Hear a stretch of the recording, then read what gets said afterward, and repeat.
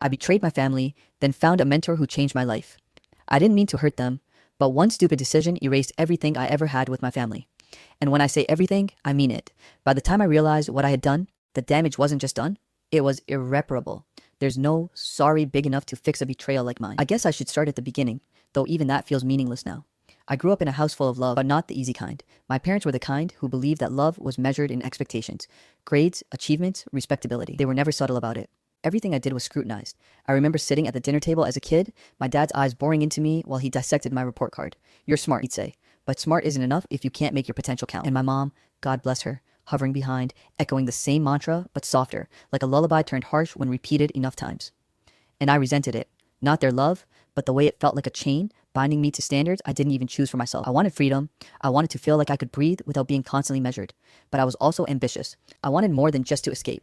I wanted to succeed in my way, on my terms. That combination of resentment and ambition, it was dangerous. By the time I was 22, I was living in a tiny apartment in the city, working a job that barely paid the bills, but gave me enough confidence to pretend I was on the brink of something bigger. And then, one night, I stumbled onto an opportunity I couldn't resist. It seemed harmless at first, a little shortcut that would give me a head start.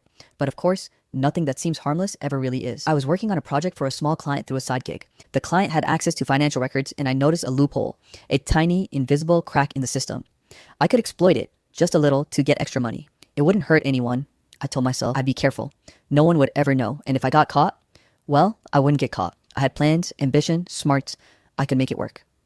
It started small, a few transfers here and there, a couple of transactions I fudged just enough to cover my tracks. And honestly, at first, it was thrilling. I felt powerful in a way I hadn't before. Like I'd stepped out of the shadow of my family's expectations and finally carved out a place where I was the one in control.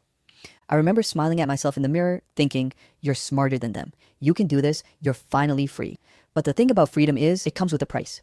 And I didn't know how high that price would be until the fallout hit. The first sign that things were unraveling was a phone call from my mom. I'll never forget it. Her voice, usually warm, was sharp, edged with fear and confusion. "Honey, are you sitting down?" And in that moment, I knew. I knew that whatever I had done had finally caught up to me. It wasn't just money. It wasn't just the fraud. It was the betrayal of trust, the thing my family valued above everything else. They didn't care about the amount lost or the mistake I'd made. They cared that I, their kid, had chosen deception over honesty. By the next day, my world collapsed. My dad confronted me first. He was silent at first, just staring, his face a mix of disbelief and heartbreak. "I trusted you," he said finally, voice breaking.